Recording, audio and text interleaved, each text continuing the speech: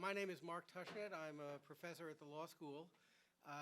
This panel is, in some sense, a preview of a conference that we'll be holding in May in Delhi with an eye to producing a book about South Asian constitutionalism, or constitutionalism in South Asia.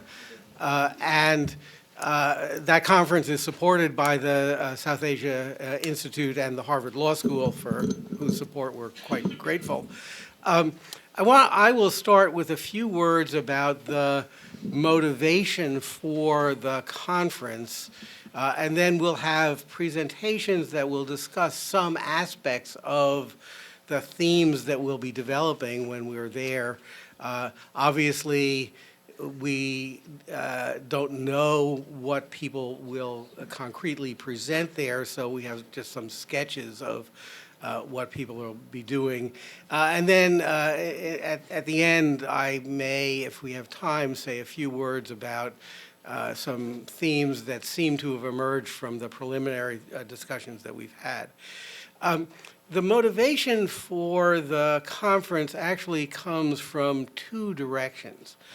One is specifically focused on South Asia, and that is that there's a sense, we have a sense, that Madhav and I, who put it together, have a sense that there are interesting developments occurring with respect to constitutions in South Asia that are responses to a set of, that I would say with some qualifications, common problems.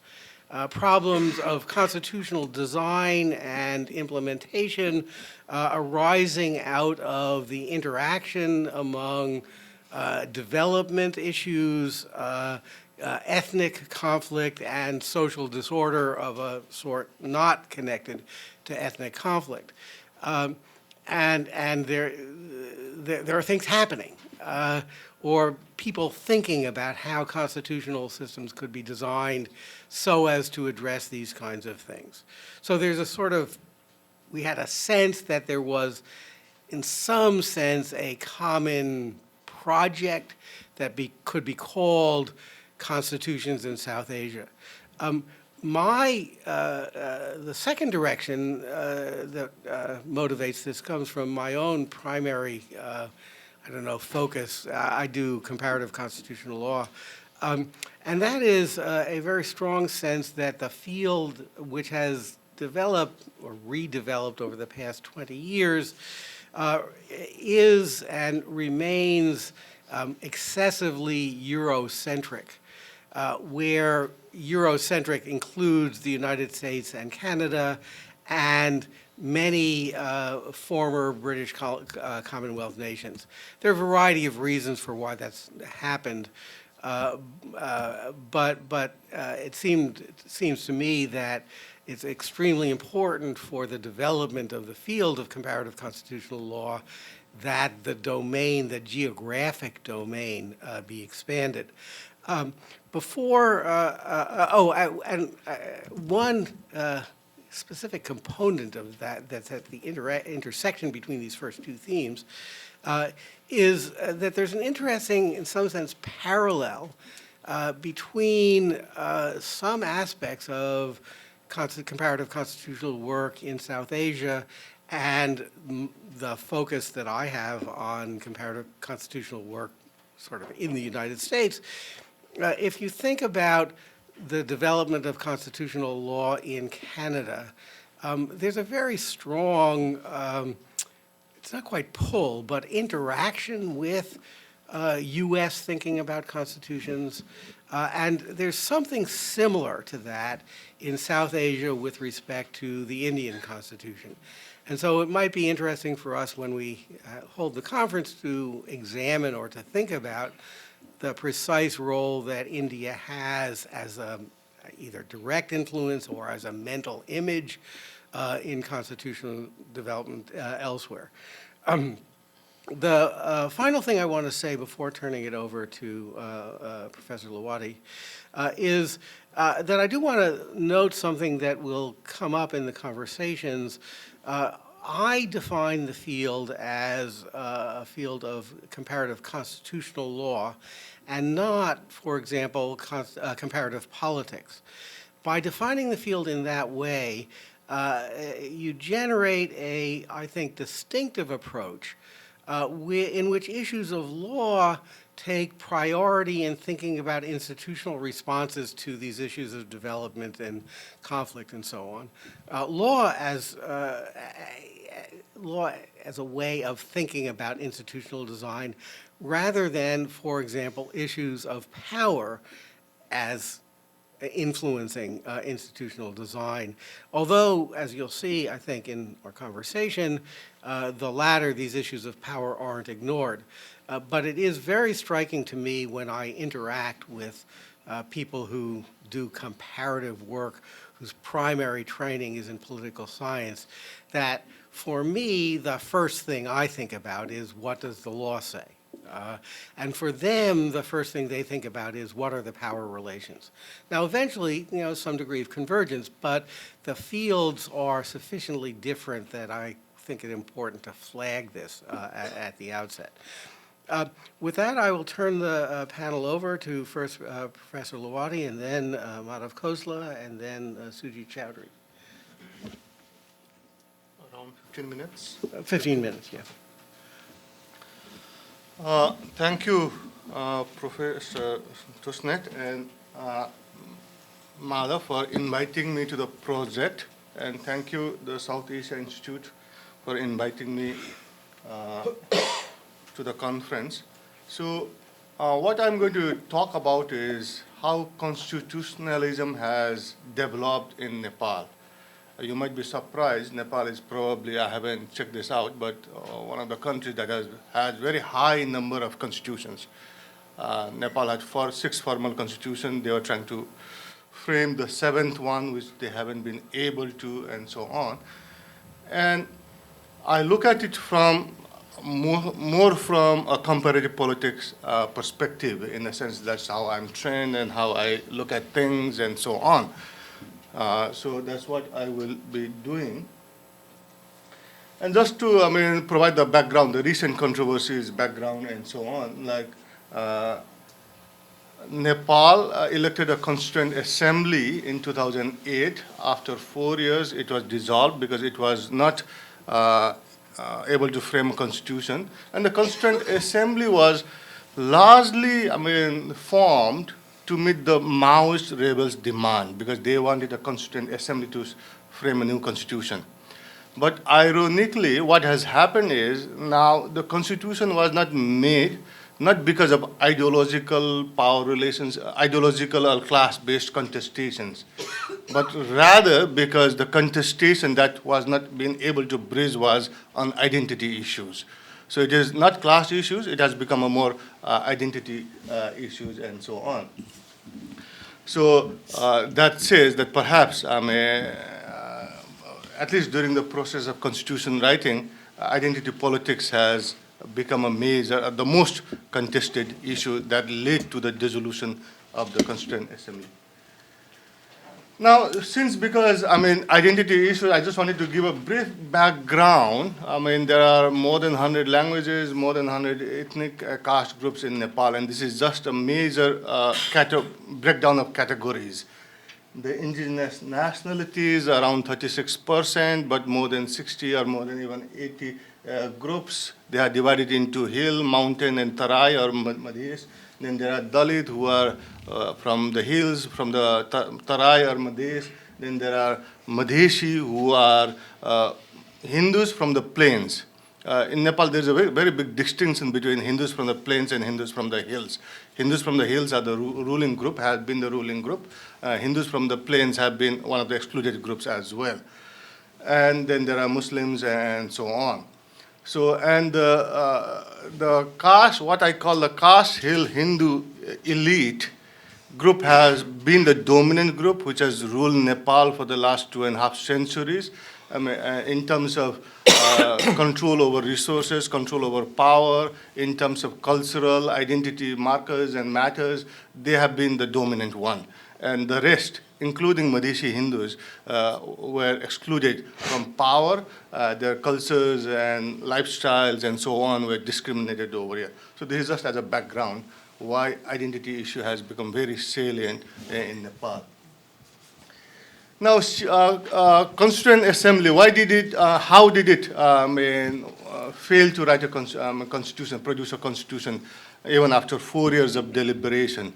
There are many reasons, but as I said, the final proximate cause I have been arguing is that the ruling elite who control the political parties, who dominate the judiciary, the bureaucracy, the media, and everything else, they did not abide by the democratic process, which was laid down in the interim constitution, saying that two-thirds of the majority, if there is a two-thirds on a majority on any issue, that should be adopted by the constitution.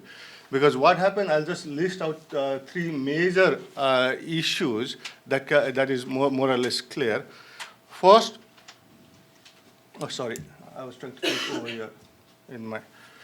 First, what happened was the Constituent Assembly's thematic committee that was supposed to deliberate on the structure of governance ultimately produced, favored or recommended a model with majority that would recognize, that would award autonomy to multiple identity groups, Madhesi, indigenous nationalities, and so on.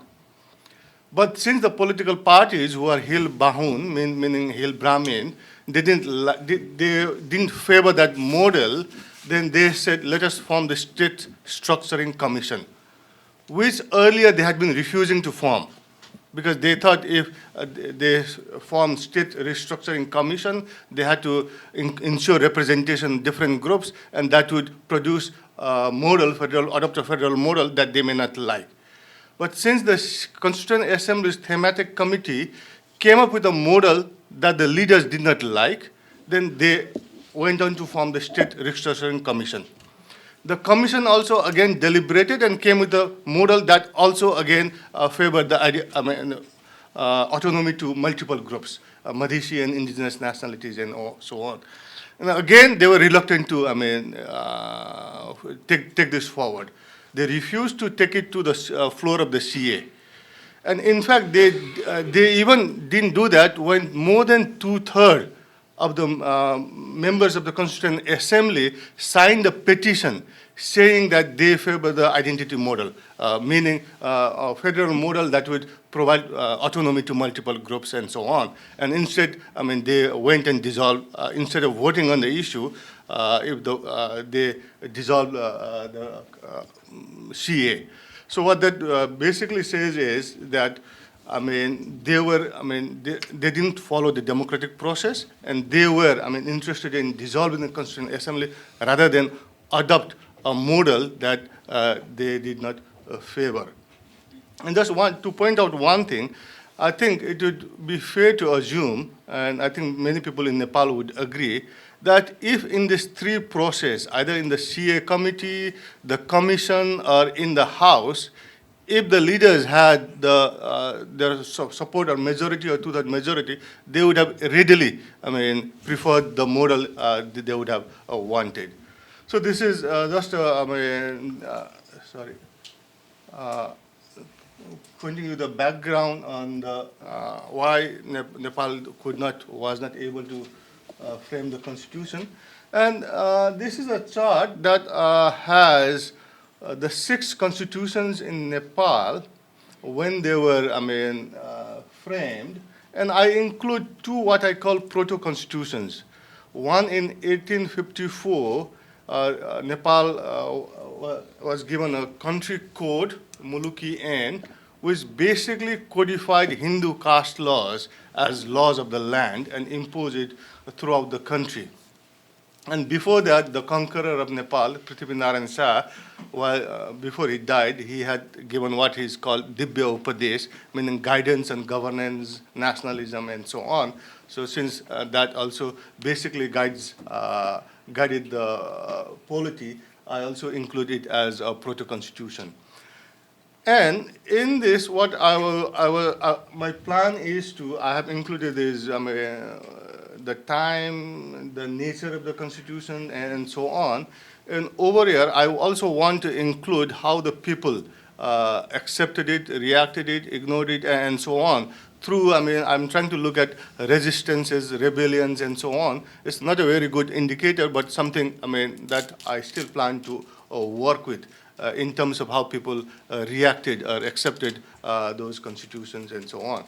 But overall, what I want to point out from this chart is, what you see is Prithviraj Shah, the guy who conquered Nepal, he had declared Nepal as Asali Hindustan, pure Hindu country, partly because for various reasons.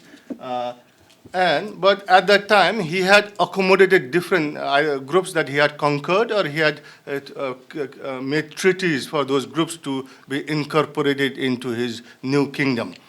So autonomy was given by Prithviraj Shah at that time. But as the years progressed and as the state consolidated, what happened was the autonomy, customary laws of different groups were slowly, undermined, weakened, and that's what generally happens in other countries' state-building process also.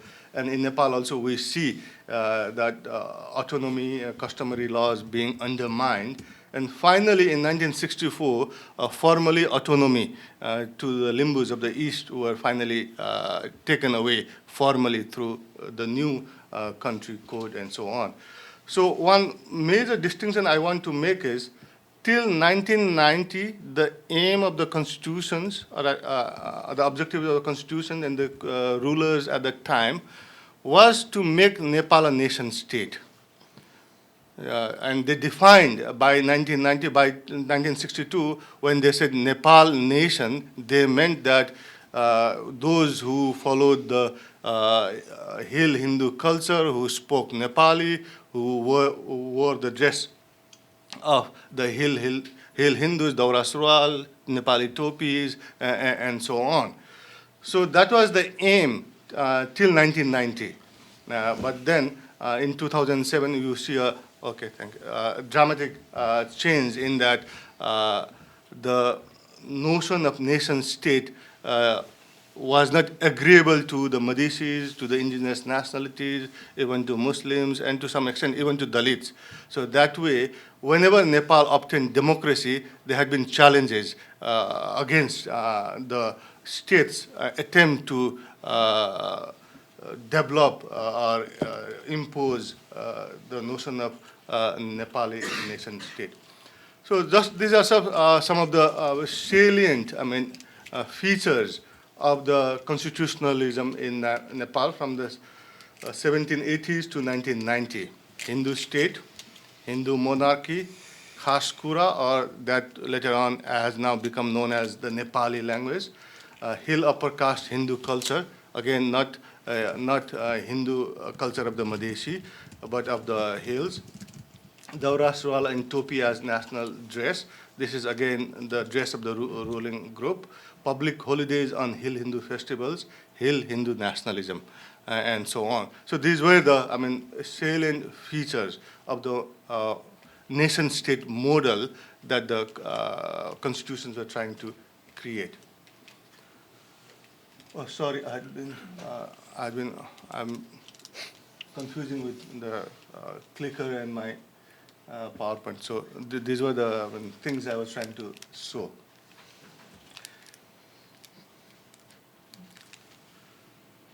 Now, as I said, the major change occurred in 2007 interim constitution. This constitution came after the Second People's Movement, when the king was kind of, forced to give up power by the combination of the parliamentary parties, civil societies organization, and the Maoists, who collectively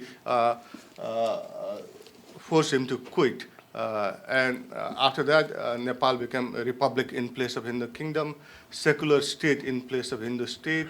From unitary state, there has been a commitment towards adopting federalism, from the first past the post system to a mixed system, including PR, which has ensured higher representation of Dalit, women, Madheshi, indigenous nationalities into the CA, and reservation to Dalit, indigenous, Madheshi, women, and others. and citizenships were distributed in 2007 for 2.5 million people, mostly Madhesi and others as well. All native languages were designated as national language. Earlier it was not the case, only Nepali was designated as such. Now public holidays have been given to all other groups, religions, festivals, and so on. So basically this has happened after in the interim constitution and in the laws that have come down from the interim constitution. So what we see is emergence of a multi-nation state from what Nepal used to be a nation state. So again, this is what I have already mentioned, that during the autocratic years, the rulers tried to impose a nation state. During the democratic years, when people got space, different groups challenged, and ultimately in 2006, the king was weakened, and after the change, with the support of the Maoists, who supported many of these reform agendas, the new constitution now has become much more inclusive than before, and so on. So the final hurdle is now, if the federal model that provides autonomy to multiple groups is adopted, then that would, I think, establish a multi-nation state. But as I said earlier, that's still, highly contested. The political leadership, as of now, are strictly against it. They have undermined the democratic process. They have used the power to not take the issue to the votes and so on. And finally, in my last paper, I just had whether they have called for a new election, whether, the new election would be able to draft a constitution or not. Since I'm running out of time, I will not dwell into this, but if anyone is interested, we can discuss about these things subsequently. Thank you. Thank you.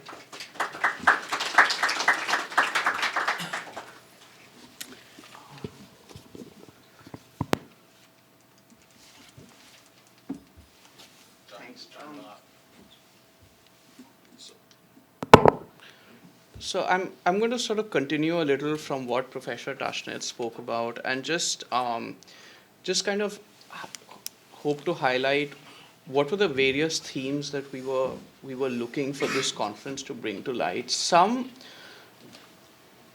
I'll speak primarily about India only because that's the region that's the country in the region that I know best, and some of the developments that we focus on are things that a lot of us are familiar with already in daily news. Dramatic economic change, democratic pressures, and so forth. What was interesting to Professor Tushnet and I was how a lot of these developments also paralleled a range of dramatic new legal changes that we probably haven't seen in the last 60 years of Indian constitutionalism, other than maybe in the 50s and in the 70s. The most striking of those, I think, is sort of the real growth of a new rights-based architecture. And so we've seen that in the last few years with the right to education. Now there's a movement towards the right to food and so forth. And it'll be once all these are set into stone, it will be interesting to see what shape they take.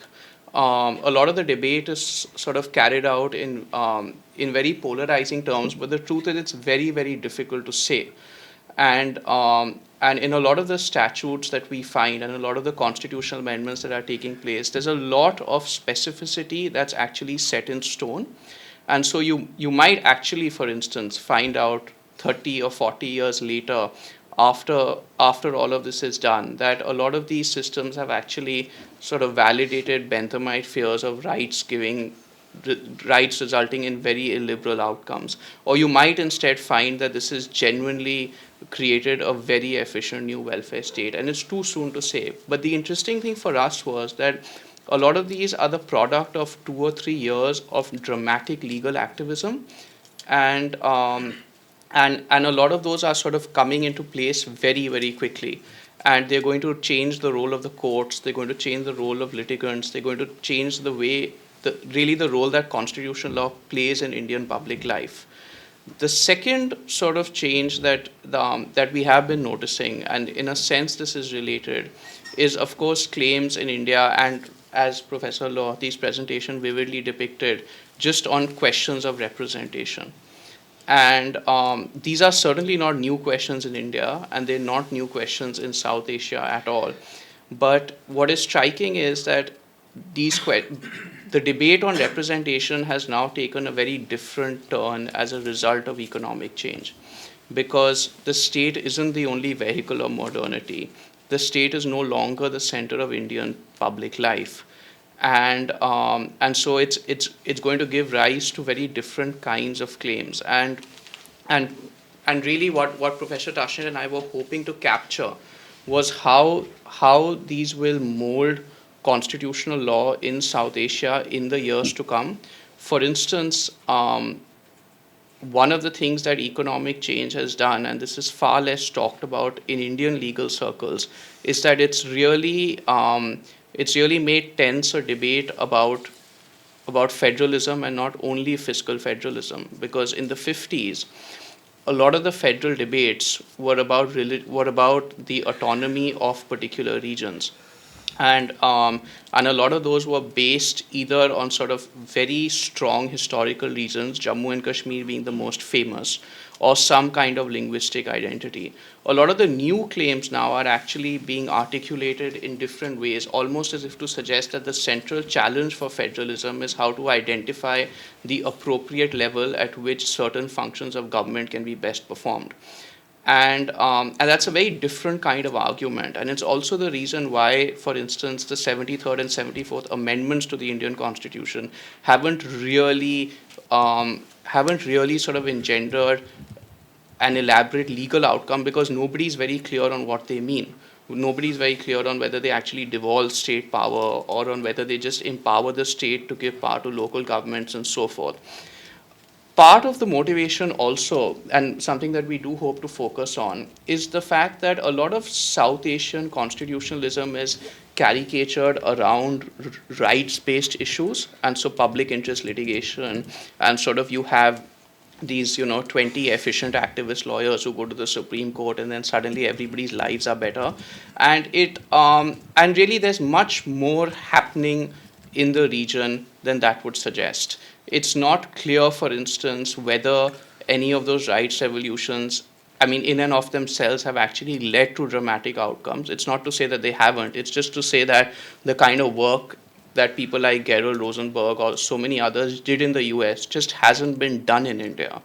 And so we just don't really know what kind of impact those things are happening. It's also, I think it's apparent to possibly anybody who studies Indian politics or Indian law that the problem isn't really the legal regime, right? It seems to be, it's somewhat disconcerting, for instance, that in all of the recent rape controversy, the focus seems to be on a new rape law, almost as if the legal regime earlier made rape easy.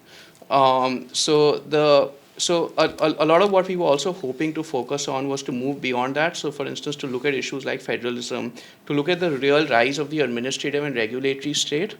The reason why we looked at Pakistan, Bangladesh, Sri Lanka, Nepal and India was that not so much because each of these countries is dealing with the same question. I think that's plainly untrue. But I think that as Professor Tushnet had alluded to, what is interesting about each of these countries is that it seems to be that that legal controversies now occupy a central role in political life. And we see that vividly in Pakistan, where the court in the last 3 or 4 years has acquired a life of its own. But we also see that in Nepal, as Professor Lawoti just showed us, or in Sri Lanka, where one is simply not able to arrive at a legal arrangement that is actually amenable to all parties. The Bangladesh story is more complicated after the early 1990s, but one of the things that we hope to capture is, and this is actually very striking, is just the extent to which legal disputes about who constitutes the election commission have shaped electoral outcomes in Bangladesh. And that's actually very interesting because, I mean, those of us who study comparative constitutional law are always struck by India's election commission, which is unique in a sense, because it's one of the few bodies that operates outside the traditional tripartite executive, legislature, judiciary structure. And for all the corruption in Indian public life, it's actually somehow seemed to done better than a lot of the others. I think it is important to just sort of briefly mention just before I do close that the I mean, and I hope that Professor Hassan will agree with this, but I don't think any of us hope to suggest that there's something dramatically exotic about South Asian constitutionalism. Sometimes there's a tendency to do this. I mean, I look at a lot of these debates as implicating debates that are central to democracy anywhere in the world. But I think what is striking about the region and something that we hope to bring out is that people are struggling with and trying to find, often successfully, often unsuccessfully, innovative ways to actually negotiate the same questions. And I think the Election Commission is only one example of that. And it'll be interesting to see sort of as those debates play out, and I think it's always too soon to tell in some ways, but as those debates play out, it'll be interesting to see how they make us rethink some key assumptions of Western constitutional thought. One lovely line by Sunil Khilani that has always stayed with me is that the future of Western political thought will be determined outside the West, and perhaps that might be true for constitutional thought as well. Thanks.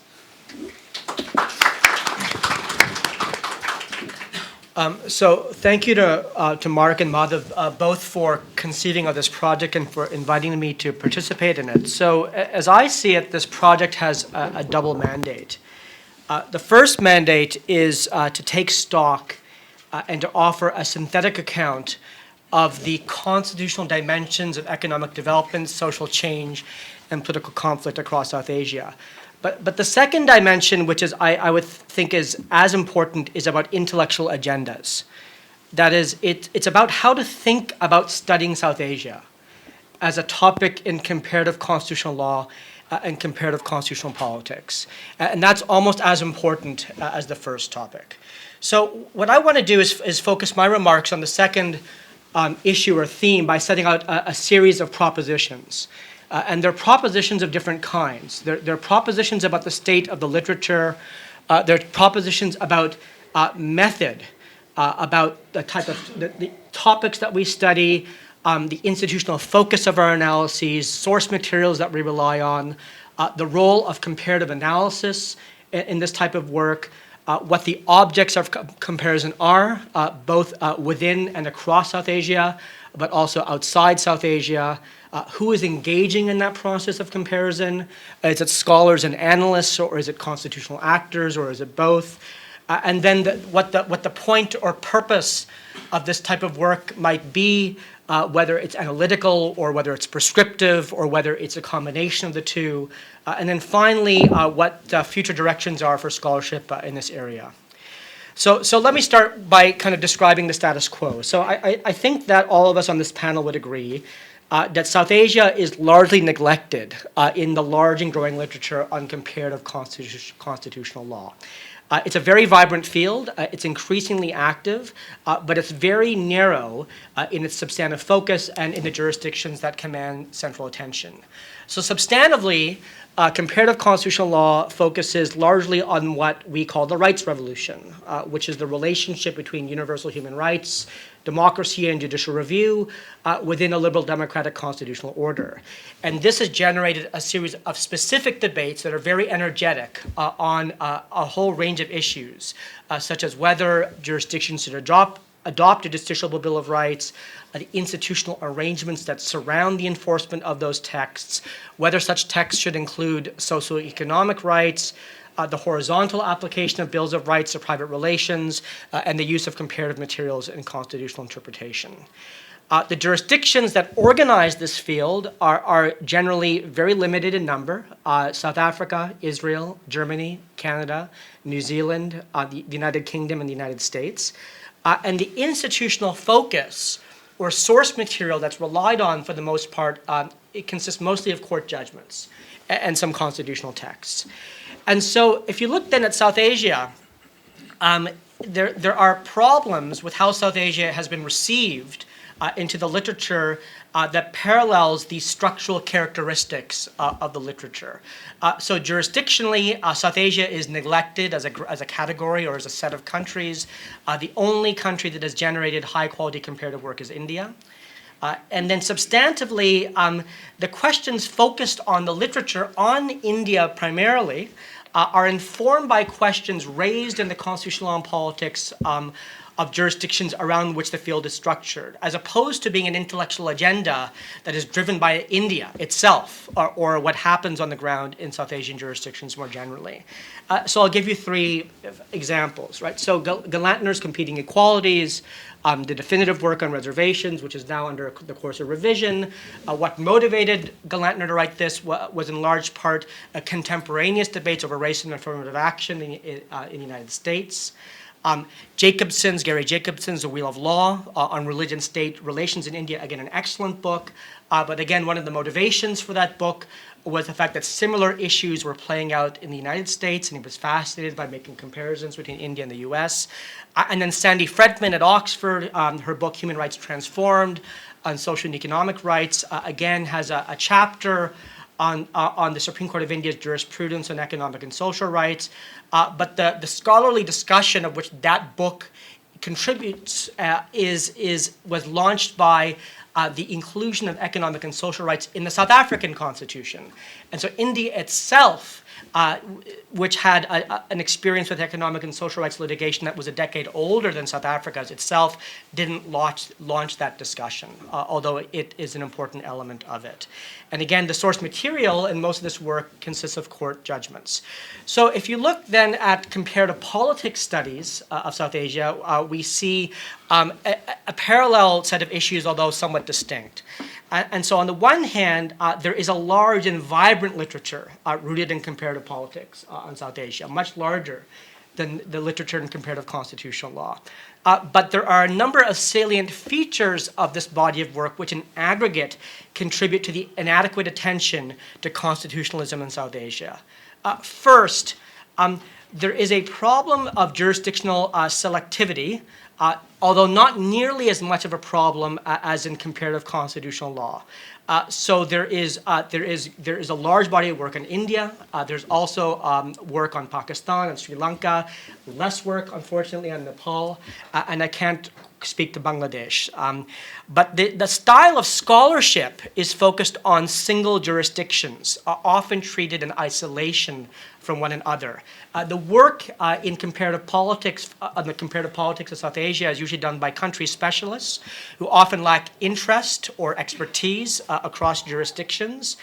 There is not much work that is genuinely regional. The regionally oriented work that exists is on questions of regional economic, political, and security situations.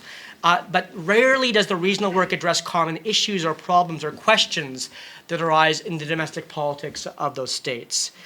Secondly, although constitutional law and politics operates an important place in this literature, its methodological orientation draws upon traditions in political sociology and political economy.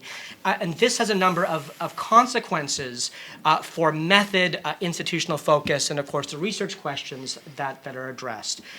So I'm most familiar with kind of political sociological studies of South Asia. And in particular, I'm familiar with literatures on the identity-based political mobilization on the basis of caste, religion, language, region, and how those discourses and forms of political mobilization conflict with and interact with state-led discourses of nation building and citizenship. And these conflicts between competing claims of identity often play out in the constitutional arena in all these jurisdictions through court litigation, through debates over amendments of constitutional text. But what is interesting is that although scholars are aware of these issues, their work isn't very legally inflected. And so I'll give you some examples. So courts are widely understood as being important political actors across South Asia, but there is in political science very little detailed analysis of judicial reasoning, either to examine how courts examine as participants in larger political debates over the political salience of competing identities, or how the strategic calculations made by courts when they adjudicate fraught political disputes that often become packaged as constitutional cases and come into their docket. Questions of institutional design, again, are often neglected in the comparative politics literature on South Asia. So political mobilization around identity-based categories across South Asia often carries with it very specific proposals over institutional design that seek to operationalize or implement these broader claims of identity. But these details are often glossed over. And moreover, a slightly different idea, the idea of constitutional rules as strategic resources that set political agendas, either by placing issues on the agenda, deferring issues, or removing them entirely, or which also constitute decision-making institutions, and they create rules for how those institutions function, is largely missing from how scholars of comparative politics study South Asia. And so what this suggests to me is that the research questions and the methods are insufficiently alert to issues highlighted by the literatures on constitutional law, constitutional theory, and constitutional design. So what do we do going forward? And so what I think we need to think of is a South Asia-oriented comparative constitutional law and politics that bridges these silos between comparative constitutional law and comparative politics. And what I want to do is explain how that might work with some examples and proposals that have been implied by much of what I've been saying. So first, on the question of topics, I think instead of letting other jurisdictions set the intellectual agenda for the study of South Asia, we should attempt to understand South Asian cases on their own terms, by looking closely at South Asian materials to discover what the central issues of constitutional politics have been on the subcontinent. There are two goals here. The first is to sharpen our understanding of South Asian cases by understanding them from the inside. But secondly, more globally, to place South Asia at the center of a broader conception of the field of comparative constitutional law and politics that addresses a broader set of issues than it has historically been preoccupied. So I'll give you two examples. Linguistic nationalism has largely been ignored in the literature on comparative constitutional law and politics. But in South Asia, of course, it is one of the principal forces that has shaped the reconfiguration of space, of political space, both internationally and within states since the end of the colonial era. And I don't need to explain the details of that to this audience. A second example would be the constitutional politics of process. And so I've spent some time examining in some detail Sri Lankan constitutional politics, which, as many of you would know, has been about the management of competing nationalisms, a statewide Sinhalese nationalism that has sought to establish a kind of a state in the image of the Sinhala-speaking majority, and kind of a counter-mobilization on the part of the Tamil minority that would seek to reimagine Sri Lanka in multinational terms.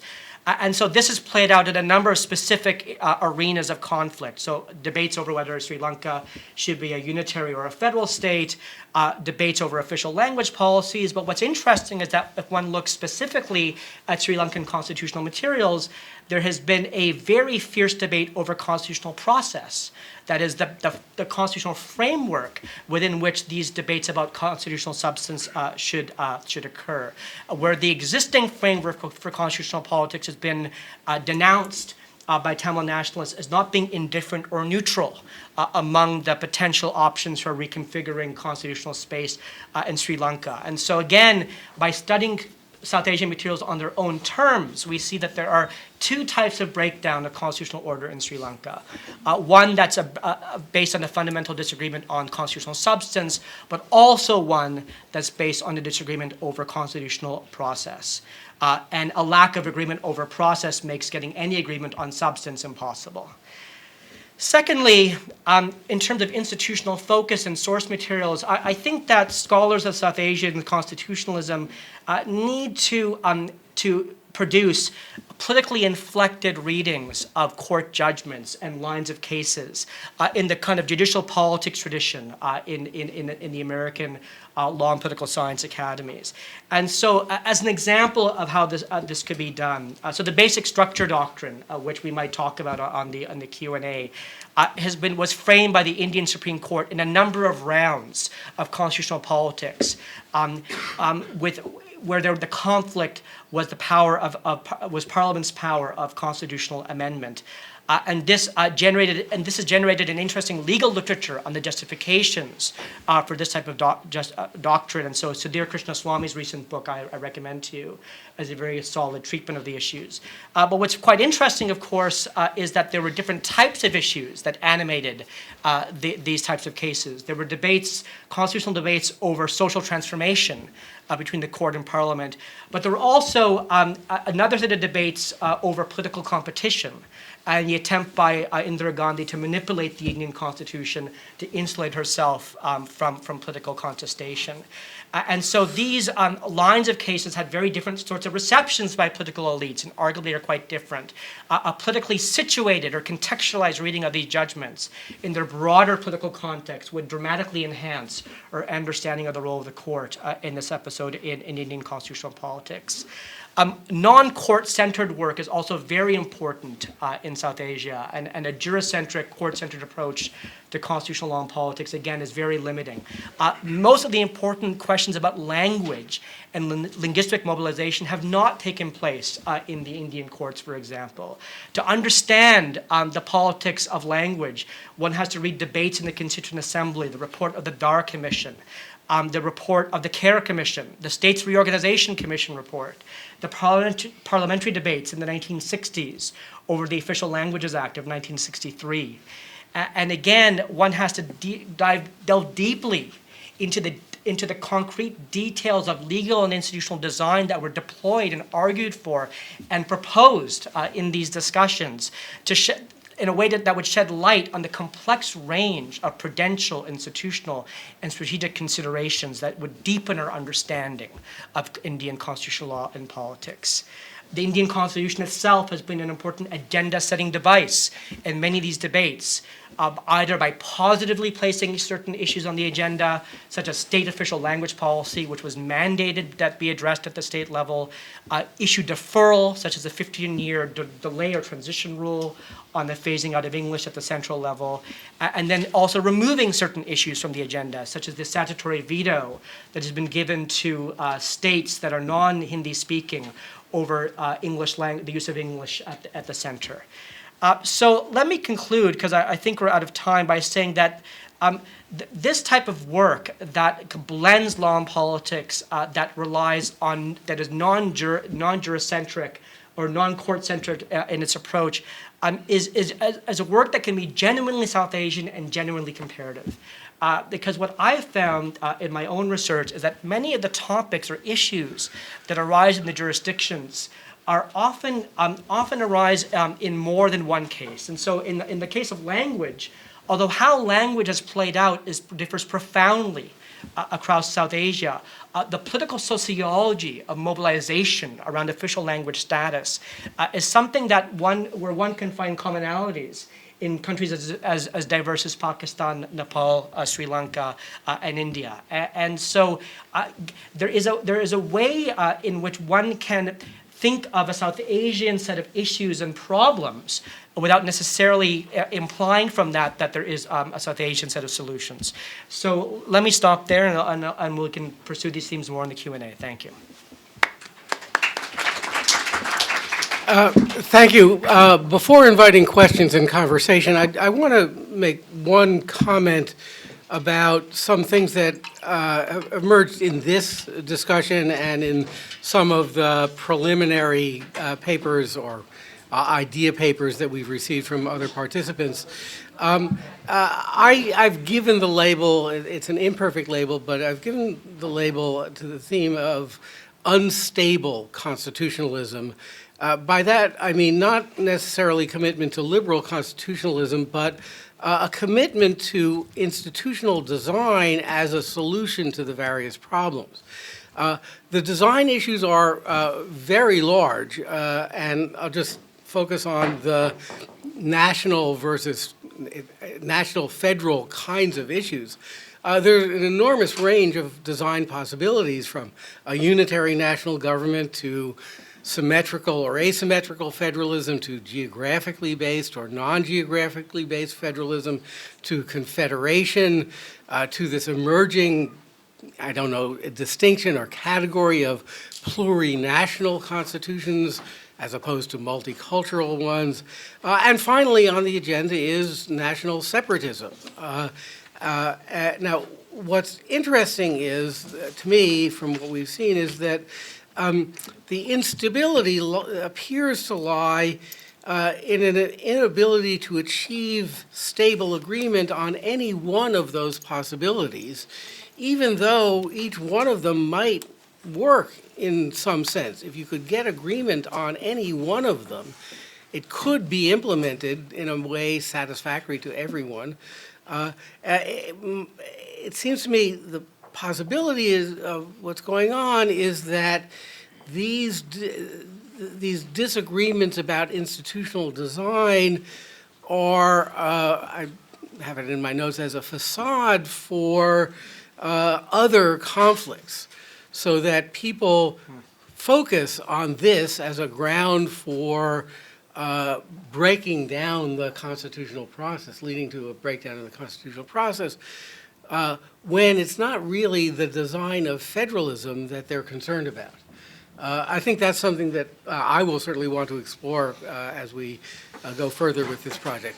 So with that, I would invite questions and comments from the audience, and I will try to notice hands. So first person in back, way back, yeah, with the Harvard t-shirt. Yeah. Thank you, everyone, for the presentation. I have a quick comment and a question with Mr. Lawoti. From your presentation, it's kind of implied that you are an advocate of identity-based federalism. And so I'm assuming that your presentation is inherently biased and a little distortion of truth. If we assume that we are taking Nepal as an identity-based federalism and we just set up a structure like that, if we put that into US context, then it is pretty much saying that a person whose last name is Jones will be confined in the state of Massachusetts, and a person whose last name is Kennedy is confined in the state of New York. And we are creating nations within a nation. Could you give me not theoretical but practical advantages of that type of model? The second thing that I wanted to state was these very people who actually rebelled to write a new constitution, which the war started in 1996, they were the same people who had written the constitution in 1990. So within 5 years, they were not sure of their own model. A lot of them actually were the participant of writing in that particular constitution. And a lot of the people who came as a rebel, and then they associated themselves with a certain identity-based party, it simply implies that they were looking for some type of state governance role. For example, like India has, where you can create your own state, like Uttar Pradesh state, they have their own chief minister, they have ministers. So it is pretty much incrementally increasing the size of the government, nothing really beneficial for the people, considering a country which is really small. Shall I respond? Sure. Well, I guess the first response is, I think we are having this conference in Massachusetts, and I guess, not a single person is from that Massachusetts tribe or whatever. No? All kinds of people are living over here. So I think that sort of concern is, beyond the realm of, I don't know, rational thought or imagination or whatever. So, and I'll tell you, this kind of fear exists in Nepal. That I'll concede. A lot of people, for various reasons, think that if there is Massachusetts, only people of that tribe would be living in that state, which is not true. So then with kind of, the rebels, the Maoist rebels and so on, yeah, definitely, They raised the issues of the identity politics. They supported the cause of the Dalits, the Madhesi, the indigenous nationalities, and so on. And I would consider it was partly because they wanted to expand their organization, their mobilization, and so on. But the issue is with the expanding competition, because the earlier mainstream political parties, both the Nepali Congress and the CP and UML, were not, I mean, both being led by Hill Bounds again, were not ready to, I mean, accept these demands of the marginalized groups, but competition emerged from the outside the system, and they might have, the Maoists might have done to expand their organization, I mean, provide input to their rebellion and so on, but what we see is that the agenda became nationalized and now being discussed and being debated and so forth. Thank you. Yes, in the middle, the light blue shirt. Yes. My question is also to Professor Lawoti. Thanks for a very rich panel, but the first question was answered. I just wanted to know the role of the Maoists, how they did propose to triumph over the identity politics, and now you say it's back to identity politics. But you say, I mean, you can, if you want, you can answer it, but I think I got some kind of an answer. My second question is that has Nepal considered some sort of an interim constitution? Because it's been dragging on for nearly 5 years now. As Professor Tushnet mentioned, maybe a plural national constitution or some kind of an interim bill of rights or something, rather than just getting stuck in this constitution-making process. So, I mean, since I answered the first question, I mean, I won't elaborate on it. The second question also, I mean, right now, Nepal is supposed to be governed by the interim constitution of 2007. So it is in place. But the only issue is the political leaders of the top political leaders of the major political parties, they don't follow it if it is, I mean, if it doesn't suit them. So, for example, now in Nepal has supposedly a caretaker government led by the Chief Justice, sitting Chief Justice, and that doesn't exist in the interim constitution. But for them it was convenient because their immediate opponents would not hate the government that would hopefully hold the elections. So that was more acceptable to all of them because the opposition was not in power. So that way, I mean, Nepal has an interim constitution, but the major political parties follow only them only when it suits them. So that has been a challenge. Even in the, when they could not, I mean, the interim constitution has clearly laid out. If 2/3 of the majority, I mean, decides on a particular issue, that should be adopted, but they were not willing to, they didn't even take that issue to the vote. So it's an interesting case. Yes, over there. Thank you. My question is for Professor Choudhry. You said that you wanted to, you feel much more attention is needed to ways in which constitutions engage with cultural diversity, and specifically talked about language politics. Some claim that there are some unique features to the Indian engagement with public religion, and that this has definite constitutional dimensions. My own sense is that the claim to the uniqueness of the Indian solution are somewhat overstated, but I was wondering whether you find it useful to have a sort of start from Indian experience and then think comparatively about ways in which constitutions engage with the public relevance of religion. You know, it's interesting. I mean, so the answer is I don't know. So let me just kind of answer your question in two ways. So first of all, so the work of that on language, I think that some of the solutions that India has come upon to manage language, I don't think you resolve language conflict. You manage it, you live with it, and you channel it, and kind of cope with it, because it can't be resolved, I think are interesting.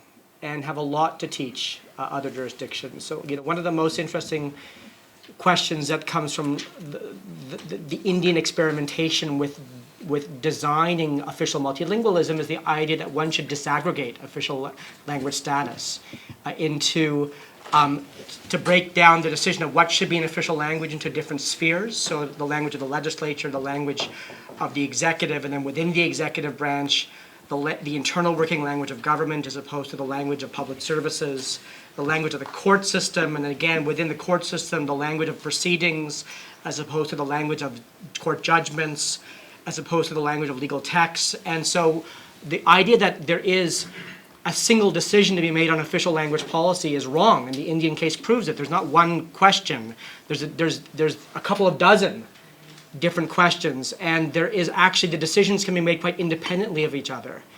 And it helps to complexify and diffuse tension by kind of broadening the range of choice and the range of questions and considerations that go into designating languages as having official status or not. So it's very possible for the state to be very multilingual in public service provision, even though it can't operate internally in more than one or two languages. No country can.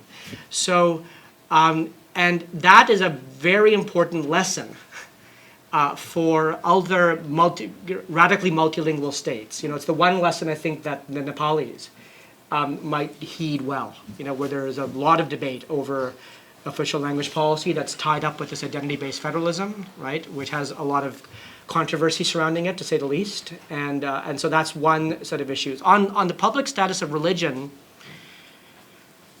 yeah, although, I don't think India is unique in grappling with these questions, I mean, I think that, I think that people who have kind of a church-state, anti-establishment clause mindset in the United States might think that India looks very unique.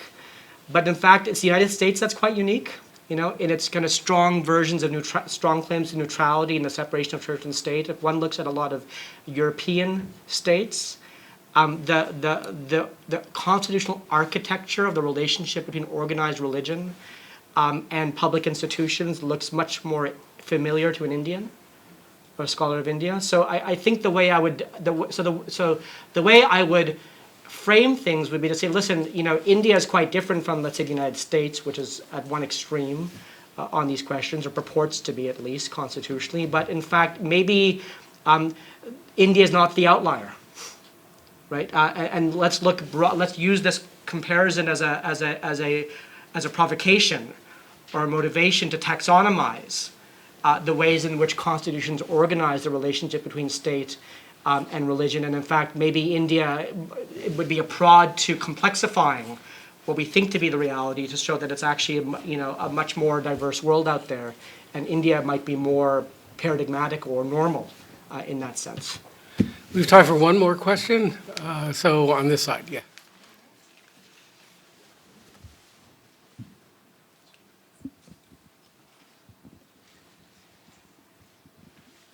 Sometimes constitution within India is being amended because of agitation. I vaguely remember that sometime in late 1950s, when I was just a very young student, because someone somewhere in South India, either Tamil Nadu, burnt himself agitating Hindi as the sole official language, and later on, then the first Prime Minister, Nehru, he reconciled and agreed for the continuation of English. So now, in a democratic country like India, so I wondered why it could not have been done in a peaceful way, even though democracy is very well flourishing there. And one other comment I want to make is, I believe it was in Tamil Nadu recently, about 7 or 8 years ago, they banned religious conversion. I don't know how far it was constitutional. And later on, again, that party lost in the power. And I believe, again, that religious conversion freedom is restored. Thank you. The first part? You want to answer this, the linguistic reorganization, or? I mean, just on the first question, I can't, I mean, it's difficult to answer why it was violent. I mean, it's just a rambunctious democracy. But I think that but you're right, a lot of I mean, in the 50s, and in the early years of the Republic, there were a lot of amendments to the Constitution regarding the creation of new states. why those amendments happened, I mean, one short answer to that is that the Indian Constitution actually sets a very low threshold for the creation of new states. And you could argue that in a sense that's worked, because it seems to have, the creation of new states seem to have at least resolved those particular, the particular controversies that were involved in the 50s and the 60s with linguistic nationalism. I mean, there are other cases, Telangana being the most striking example, where a constitutional solution hasn't been fully formed, even though there were amendments on Andhra Pradesh since the 70s. But in a sense, that problem is really political. So I don't know if the amendments do anything except just mirror that. On the second question, I'm not fully informed on the specifics, but my sense is that the conversion controversy is actually about presidential assent. So the states have been passing laws that the president hasn't been assenting to, and so I think the matter fully hasn't reached constitutional resolution yet. That's my sense of it, but I might be wrong on that. We have, as one of the co-organizers of the conference, I'm encouraged by the fact that there are questions from the audience that unfortunately for this event will have to remain unanswered, but perhaps will be addressed in the larger project that we are instituting with this event. So I thank you for your attention, and I hope you will find the remainder of the conference interesting as well.